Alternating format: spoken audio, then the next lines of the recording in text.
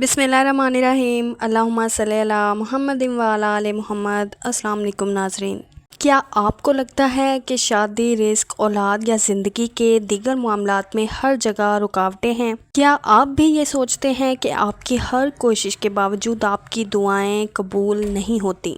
अगर आपने भी बहुत से वज़ाइफ आज़मा लिए हैं मगर कोई फ़र्क नहीं पड़ता तो आज की वीडियो आपके लिए है। इस वीडियो के आखिर तक आपको एक ऐसा वजीफ़ा बताया जाएगा जिसे अहले इल्म और तजर्बाकार लोग हाजत पूरी होने के लिए आज़मूदा बताते हैं। वीडियो को आखिर तक लाजमी देखें ताकि अमल का सही तरीका समझ सकें और इसकी बरकत हासिल हो।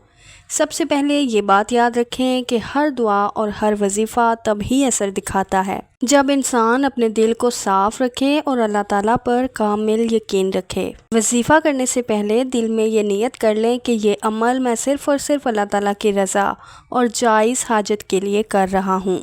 कामयाबी की कुंजी सब्र और यकीन है। अहले इल्म फरमाते हैं कि दरूद पाक के बगैर दुआ आसमान तक नहीं जाती, इसलिए वजीफ़ा शुरू करने से पहले और आखिर में दरूद पाक लाजमी पढ़ें। जब आप ये अमल करें तो पुरसकून जगह पर बैठ जाएं, मोबाइल बंद कर दें, दिलो दिमाग को यकसू कर लें और अल्लाह ताला की याद में मशगूल हो जाएं।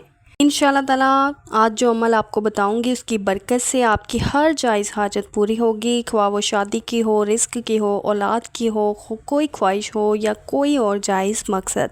वजीफ़ा करने का तरीका: आधी रात के वक्त बावजू घर या मस्जिद के सहन में 3 बार सजदा करके हाथ उठाकर 100 बार इसम मुबारक या वहाबू पढ़ें।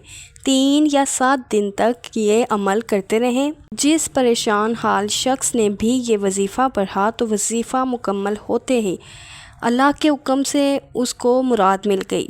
वजीफ़ा पसंद आया हो तो वीडियो को लाइक कीजिए, अपने अजीज़ों के साथ शेयर कीजिए और चैनल को सब्सक्राइब करें ताकि आइंदा भी ऐसे आज़मूदा वज़ाइफ आप तक पहुँचते रहें। अल्लाह ताला हम सब की दुआएं कबूल फरमाए। आमीन।